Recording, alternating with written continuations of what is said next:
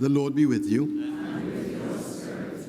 A reading from the Holy Gospel according to Luke.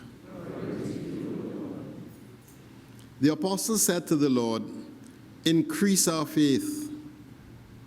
And the Lord replied, "Were your faith the size of a mustard seed, you could say to this mulberry tree, 'Be uprooted and planted in the sea,' and it would obey you. Which of you, with a servant plowing or minding sheep, would say to him when he returned from the fields, 'Come and have your meal immediately'? Would he not more likely to say, 'Get my supper laid, make yourself tidy, and wait on me while I eat and drink'? You can eat and drink yourself afterwards. Must he be grateful to the servant for doing what he was told? So with you. When you have done all that you have been told to do, say, 'We are merely servants. We have done no more than our duty.'" The Gospel of the Lord. Praise to you, Lord Jesus Christ.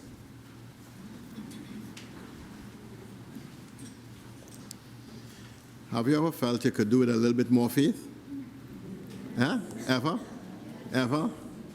Ever been in a situation where the Lord is asking you something and you're saying to yourself, I'm not sure I have what it takes to do what he's asking?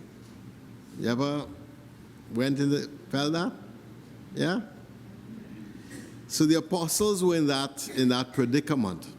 The text just before this one, Jesus is teaching them on forgiveness. And he's saying to them, if your brother wrongs you, forgive him. If he wrongs you 70 times, forgive him. And he asks forgiveness, you forgive him 70 times. And the response of the apostles to that was, "Lord, increase our faith."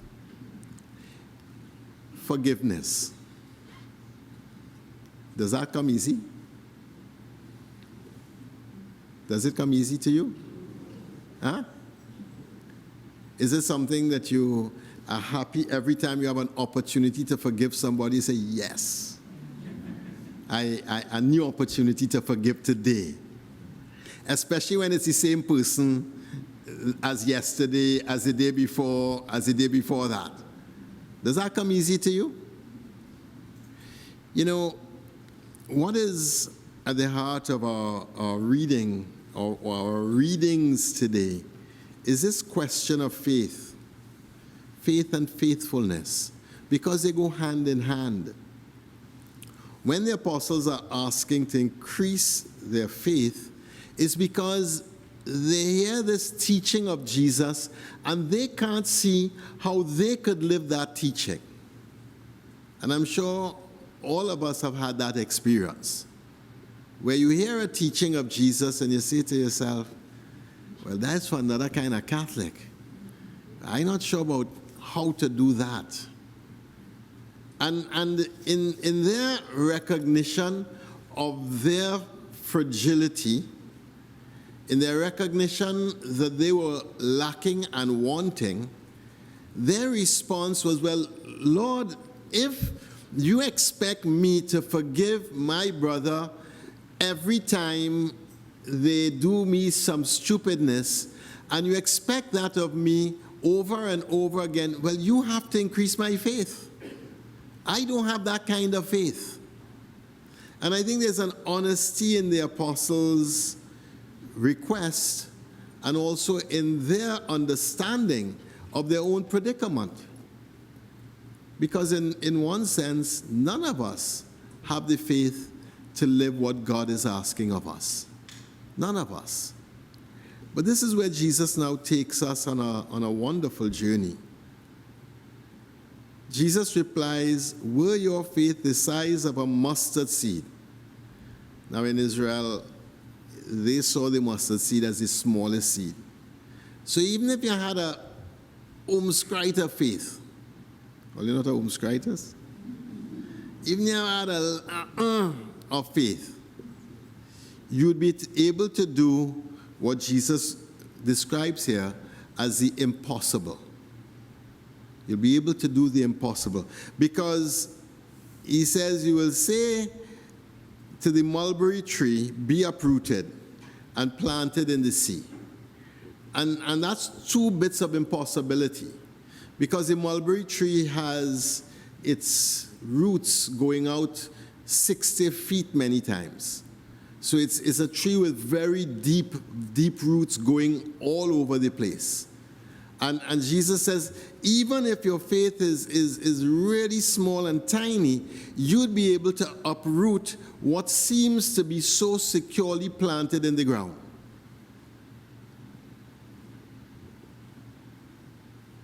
I wonder if that applies to sin also.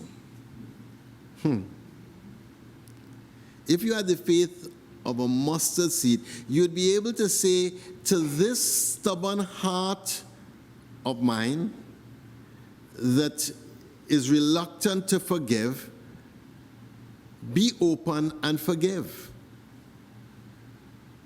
What Jesus is speaking about is a type of faith that is an active faith, that is an active trust, that it is not me who is doing the action, but it is a complete reliance upon the God who is acting in and through me.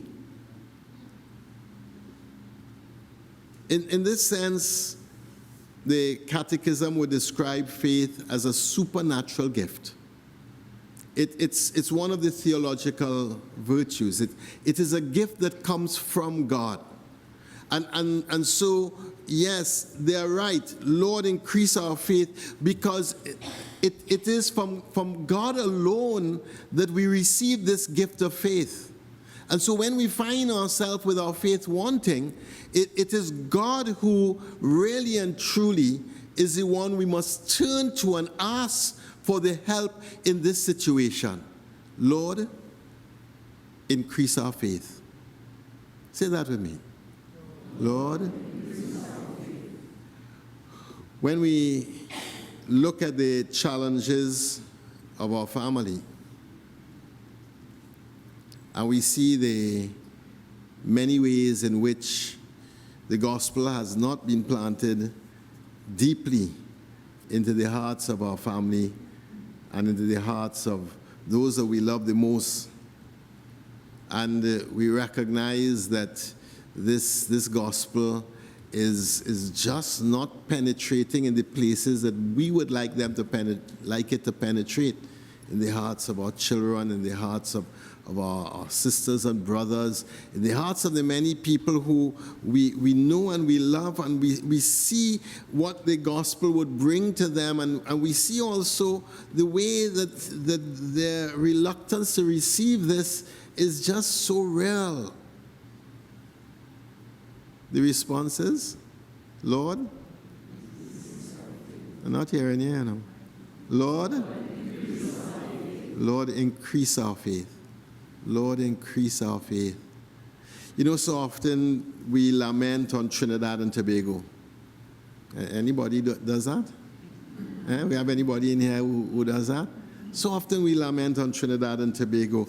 And when I hear the reading from the prophet Habakkuk, how long, Lord, am I to cry for help while you will not listen? Cry oppression in your ears, and you will not save. That the murder rate has gone beyond belief, and the hardness of heart has become intolerable. Corruption, yeah.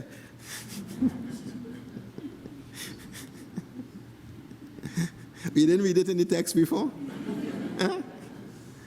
Habakkuk is crying out from the bowels of his being about the situation of Israel at that time. And I'm sure at different times we have lamented the situation of Trinidad and Tobago. The murder rate, the corruption, the hostility, the way in which we're treating each other, the lack of respect for each other. And what Habakkuk is doing, rather than taking all that he sees in his nation as negative and decrying it to other people, he's taking it and he's carrying it to the Lord and speaking to the Lord about it. And in a real lament from the heart, because he can't see how the nation could go forward in the promise that God has made it with all that he's seeing in front of his eyes. He's crying out to God. And God answers him. Write the vision down, inscribe it on tablets to be easily read, since this vision is for its own time only, eager for its own fulfillment. It does not deceive.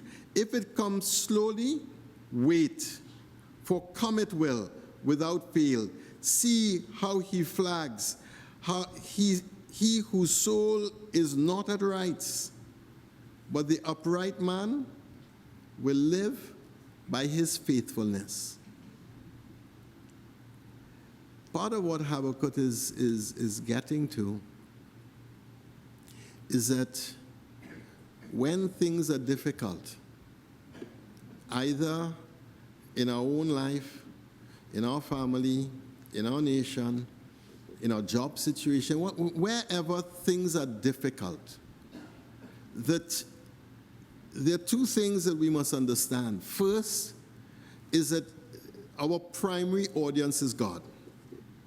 And we bring that to him in a way that is real, in a way that is from the guts, in a way that is speaking to the one that we love and we trust. And the second thing that he's saying is, don't make all the people that you see doing all the wrong that they're doing tempt you to lose your faithfulness, tempt you to lose your faith.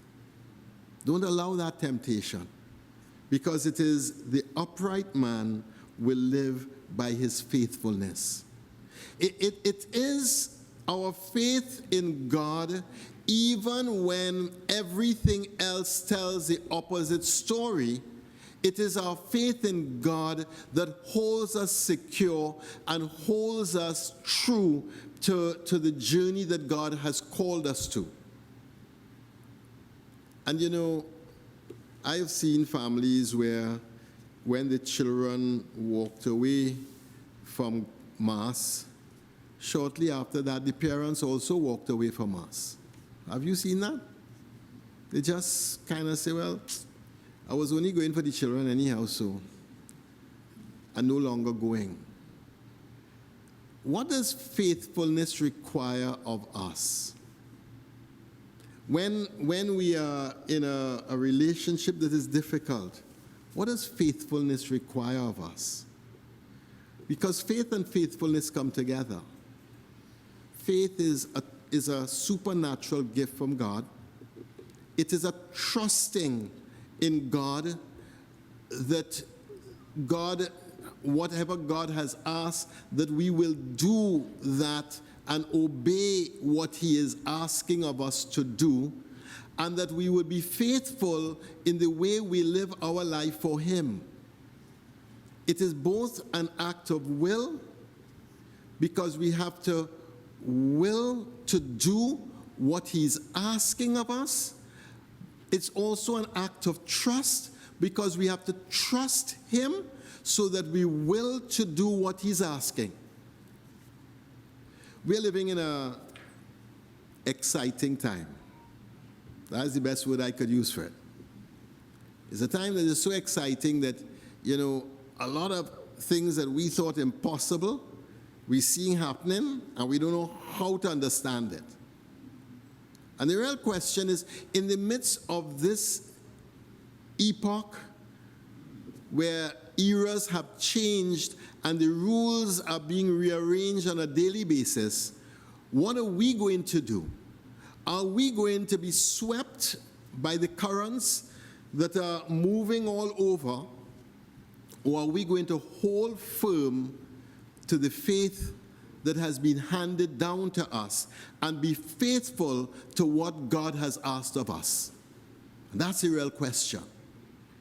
in our gospel, the second parable, which seems to be completely divorced from the first, because the first is about the mulberry tree, which we understand. It's that size doesn't matter. It's really about quality and not quantity. Just a little bit of faith, and you can do impossible things. What the second parable leads us to is connected, but a little different. He said, which of you with a servant plowing, when he comes back in, would say to him, come and have your meal immediately? Would you not more likely to say, get my supper prepared, lay the table, tidy yourself, wait on me, eat and drink? You can eat and drink yourself afterwards. Must he be grateful to the servant for doing what he was told? So with you, when you have done all you have been told to do, say, we are merely servants. We have done no more than our duty. What the second parable is getting at is what obedience and faithfulness looks like. That's what obedience and faithfulness looks like. When you've done everything, when you've done it excellently, when you have gone beyond the call of duty, when you have gone and done the things that weren't expected of you, when you've done everything you can do, at the end of that, it's not about, look how good I am, because now you're gone to pride. It is, I am just an unworthy servant, doing what he asked me to do. Why is this so important? Because that's what faithfulness looks like. A person of faithfulness endures the most difficult time and lives it with great heroic love. I think of Padre Pio. Padre Pio had this stigmata, and that was painful in his body. It was really painful in his body. But beyond the pain in his body, many people in the church started to ascribe the stigmata to him wounding himself, and started to accuse him of wounding himself and wanting to have attention from other people. And so they started to ridicule him and suspect him and even accuse him of not being an honorable, virtuous, holy man. Now, can you imagine the psychological pain that is? You're done in pain from what God inflicted on you, and they're saying that what is inflicted on you is not because of God, but because you are somehow doing this to yourself. That was extreme pain. But what did Padre Pio do? He stayed faithful to God in the midst of the affliction, faithful to God in the midst of the pain, faithful to God in the midst of all the accusations. We are in this wonderful time in which we are living. And this is a time where being faithful is really important. It's important because when I was a young person, the whole culture pushed us to the gospel values. Now, the whole culture is pushing us away from the gospel values. And so being faithful to God is far more important today than it was 50 years ago. But being faithful requires exactly what the apostles did. Looking to the Lord, asking the Lord, begging the Lord, on your knees, or as Habakkuk did, crying out to God from your guts, from your belly, and begging God for help. And lamenting that you're not seeing it. But then say to the Lord, Lord, increase our faith. Lord, increase our faith.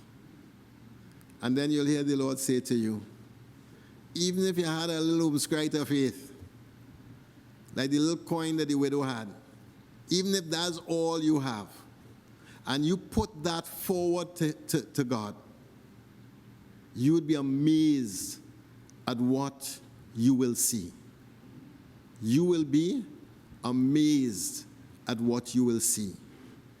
During this week, I would ask you, try it out. Try it out. In different situations in your life, when you find yourself pushed on your faith, try it out. Just say, Lord, increase my faith. And take this little faith I have, and I am asking for help in this. And be very clear with him. And ask him with faith to intervene in the situations in your life. Amen?